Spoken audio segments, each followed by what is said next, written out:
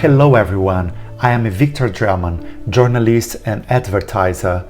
Welcome to the British Museum, the most visited one in England.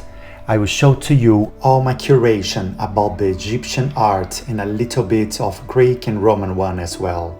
Let's learn together about the history of the world.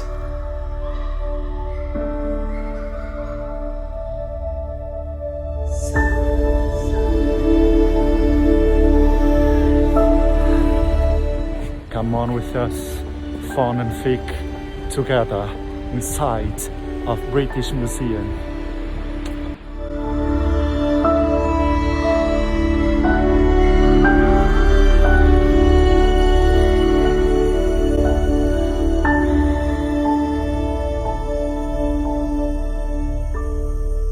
The head of the King Amenhotep III welcomes to this journey to the past.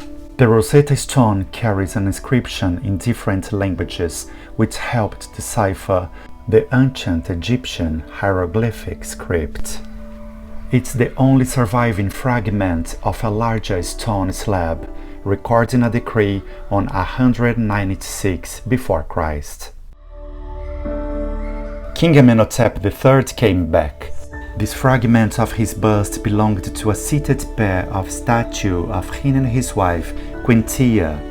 Originally, it stood in Amenhotep's mortuary temple in western Thebes, but the building was apparently devastated by an earthquake some 150 years later.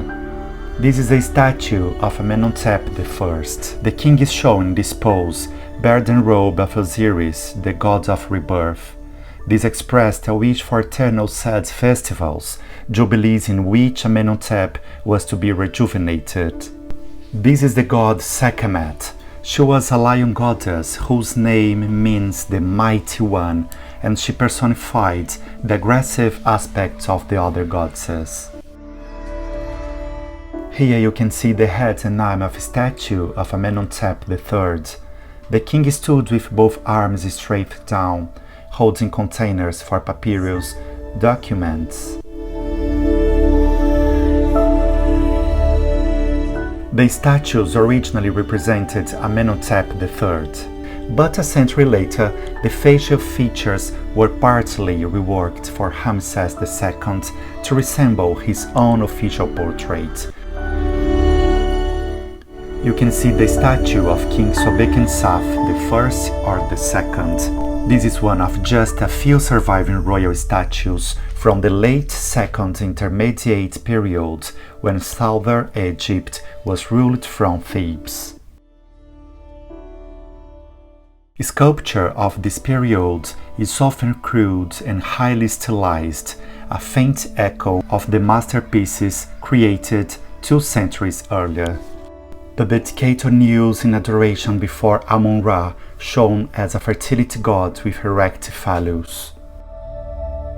In this statue, the king Thutmose III wears the white crown of Upper Egypt, with a protective cobra emblem representing the goddess Wadjet. For stylistic reasons, the identity of this king seems certain, but his name, once present on the belt, was erased when the statue was usurped.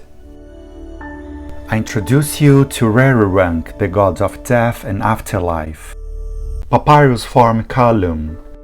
These and other segment columns carried the roof of a hall or colonnade in a temple at Heliopolis, now part of Cairo. It was dedicated to Horus, the falcon god of kingship. All columns resembled bundles of papyrus reed, creating the illusion of a giant marshland forest. Statues of King Senworest III. The king stands in a pose of devotion. He wears a headcloth and kilt with a matching pattern of broad and narrow pleats. The old ideal of timeless youth was replaced by a somber realism, a mood echoed in contemporary literature. Many elements of Egyptian temples evoked the natural world and symbolized divine creation. This column graced a colonnade court in the mortuary temple at the foot of Unas pyramid. The top is carved in the shape of palm leaves. False door and architrave of Hatshepsut. Egyptian tomb inscriptions typically focus on the afterlife, but this door includes a unique account of the owner's remarkable life. Sarcophagi, stone coffins, were reserved for royalty and the elite. The panel design depicts a palace facade. The sides that faced east include two false doors. The statue of Nenkhenfetka. He governed a provincial town just south of Fayum Oasis. This is one of the 12 statues from his mastaba tomb, which also includes the statues of his wife and son. Deposed in a special chamber, they were intended as alternative bodies for their spirits.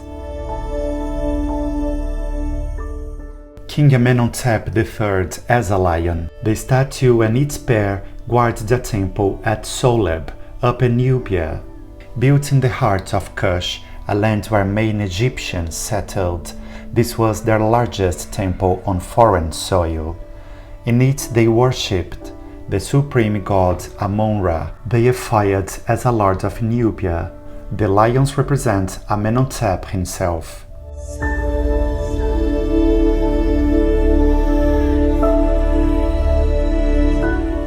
Another statue of the king Amenhotep III.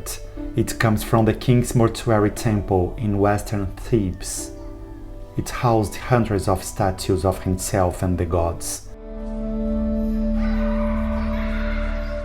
This is one of a pair of lions that flanked a doorway in the throne room of Ashurnasirpal II that reigned from 883 to 859 before Christ. They provide magical protection for the building and wear robes like other protective lions. The 5 legs suggest that they were intended to be viewed from the front or the side, not from an angle. The colossal guardian lion, a beast with 15 tons, is about 865 before Christ. The lion symbolized Ishtar, the Assyrian goddess of war, and guarded the entrance to her temple. The cuneiform inscription gives the name of the temple's builder, Ashurnasirpal II. The obelisk was erected in the center of Nimrud shortly before Shalmaneser III's death. It records the king's campaigns, showing tribute brought from all directions, like Iran, Israel, Middle Euphrates, and South Turkey.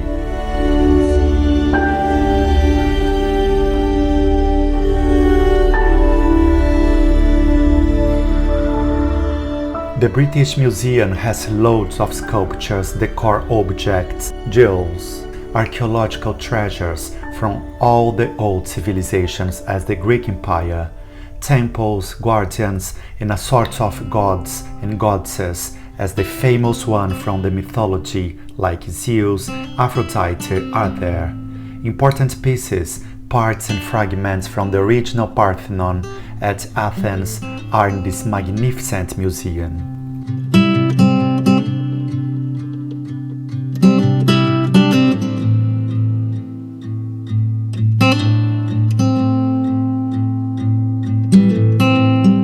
This sculpture is called the Tomb of Unknown Craftsman. It's a memorial to all those unnamed skilled individuals, men and women, who have made the beautiful wonders of history.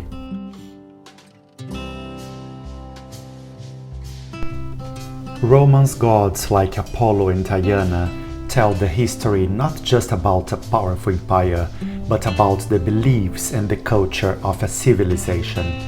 These are issues for another visit at the British Museum in another video.